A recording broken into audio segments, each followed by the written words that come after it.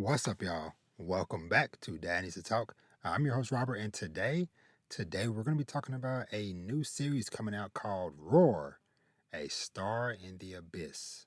So, this series is by Okawe. I might be mispronouncing it. Apologies. It's published by Kodansha, and shout out to Netgalley for providing a digital review copy for me. So, this one is coming out in the coming days from whenever y'all see this. And this is definitely one of those series that, like I've talked about in the past, the way to get me or to grab my attention initially is a eye-catching cover, a title, and then potentially a the synopsis maybe, but for sure a eye-catching cover and the name. So, like I said, obviously those y'all watching the video version of this, very beautiful cover of the manga. But going into this, like I said, I didn't know too much about it, but like I said, it looked attention grabbing and it said that it involved like a child star and some drama, whatever, which my brain immediately thought of Oshinoko. So I'll say up front, this has maybe like a few hints of some Oshinoko drama, but also some stuff of if you've ever seen a series or read a series called I think it's called Burn the House Down. I think I had watched the live action drama of it like a year or so ago, but it's also got a manga and stuff. But it kind of reminds me of a mixture of that because I'll say up front, this one has potential. So it follows this young girl named Masato, lives a very awesome life. It kind of starts off with her. It looked like at the beginning, I think she's like 5, 6 years old, and she's into karate. She has a childhood best friend named Junya, who's this boy who's a couple years older than her, whatever. And yeah, so they just live in this nice little town on this island or whatever. Everything's peachy and cool, but one day a TV show comes to the island to begin doing some filming and stuff, and so they put out a casting call for some not guest actors, what's it called, some extras, and so Junior's mom made the suggestion to Misato's mom, being like, "Hey, Misato, she was already seemed to have a really good singing voice, has a very good memory for her age and stuff, and so hey, let's take her to this audition thing, whatever, let her try out or whatever." And so she immediately catches the attention of one of the production crew, and they're like, "Hey, you see this lady over here? She's basically the lead or whatever. I want, when the little clapper claps, I want you to basically, they gave her some lines to say and to say in a certain way, whatever." And she knocked it out of the park because she tapped into some personal experiences and stuff from her best friend getting bullied by some older kids, whatever, on the island. And so she tapped into those memories to bring out a stunning performance that catches the eye of one of the production crew members or whatever that we'll get to later. And so she gets cast, is in the TV show or whatever for that scene or whatever. Awesome. But of course, with stardom and attention comes the jealousy and different things like that. And so I'm gonna stay right here because I do have to get into some spoiler stuff to kind of get to my points of why I think this has the early inklings of some potential. So I'll say before I get to the spoiler part or whatever that the drama part and the setup for some vengeance seems very good from the buildup that we get in this chapter or in this first volume. So down into a little bit of specific spoilers. So something happens. Like I said, the bullies teasing or whatever, and she ends up having a falling out with her mother and ends up deciding to go spend the night at her friend's house, whatever. And basically, there is some incident. her house catches on fire and she loses both her parents. And so, obviously shocking, catches everybody off guard, very gut punching reading that or whatever.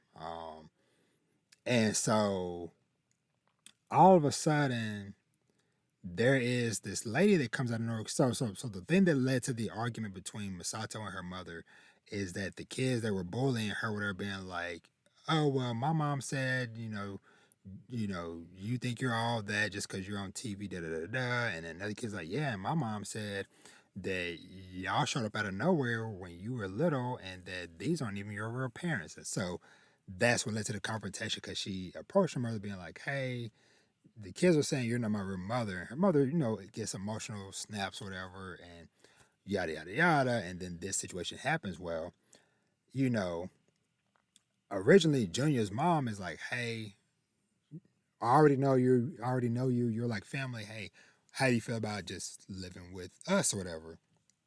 This lady swoops in out of nowhere, claiming to be her biological mother, and takes Misato away, or whatever.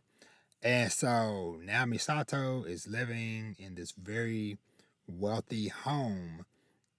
And we get this flashback because the male and all this, whatever, is a doctor, which immediately made me think about Oshinoko because, and not the isekai reincarnation stuff, whatever, but this doctor, immediately shady because it seems like Misato's potential actual birth mother might have been some type of like well-known teen celebrity or something, whatever, because the doctor gets a call and there is a teen comes in from an accident.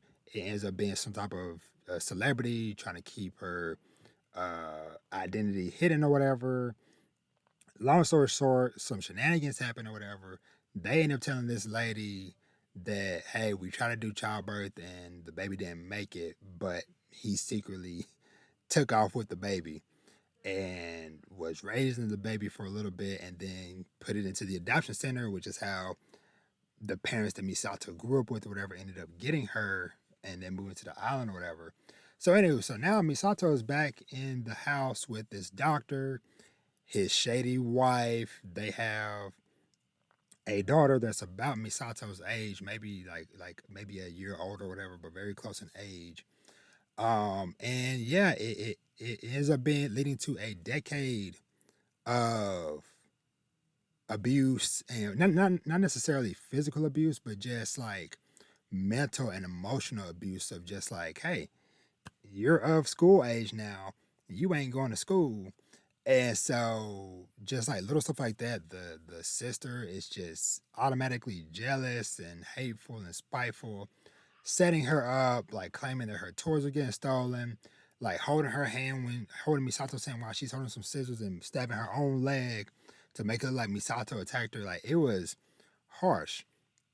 And to make it all worse, Misato stumbles across this room because so the family has a maid. Stumbles across this room that the maid was going to with the keypad or whatever.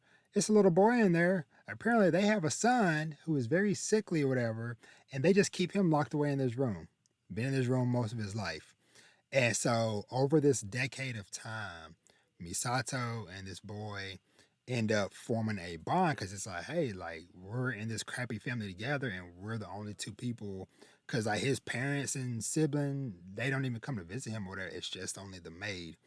And so, yeah, it is a decade of just them just toughing it out, living together and stuff, whatever, having each other's backs.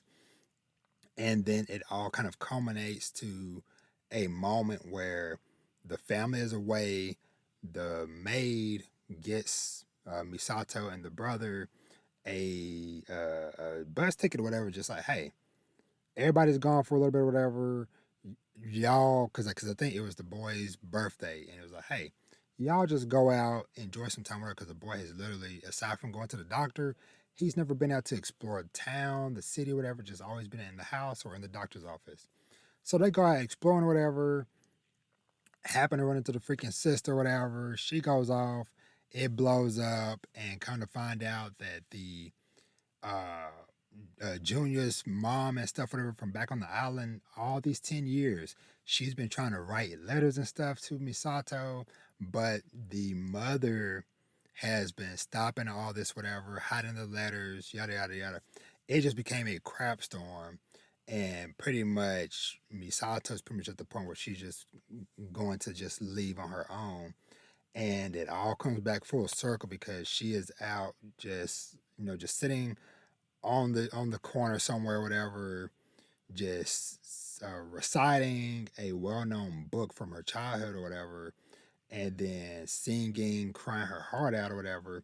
And this guy in passing is like, "Ooh, this voice, whatever." Oh, he recognizes the quotes from the book, or whatever, and he is like, and when he sees the emotion on her face when she is crying from despair, he immediately flashbacks to this kid he saw when he was on the production crew of this TV show a decade ago.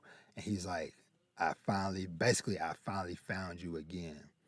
And that is kind of where this first volume stops and goes back to my point of saying, I see the potential because if Misato's birth mother was actually some type of like teen, I don't know, an idol or a movie star, something or whatever, something of some fame or whatever, who had a child but was told that the child didn't make it, and all these years this child has gone through what had a good upbringing originally, whatever.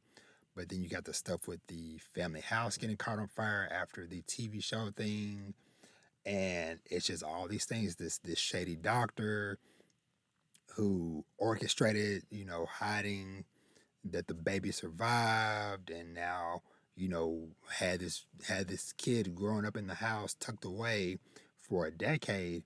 It is kind of like the makings of some crazy comeback, and so this is definitely one that feel like might take a few volumes to fully show itself and its potential, but this is definitely one of those ones that it might be a while, but I think by volume 3, I'll have a solid idea of if this is going to be one of them ones or, a series that had potential but didn't go nowhere. But like I said, with everything I just described that happened within this first volume, I think it has, I think it has the makings of some really good celebrity drama and stuff, whatever, depending on, like I said, like what all is really actually going on.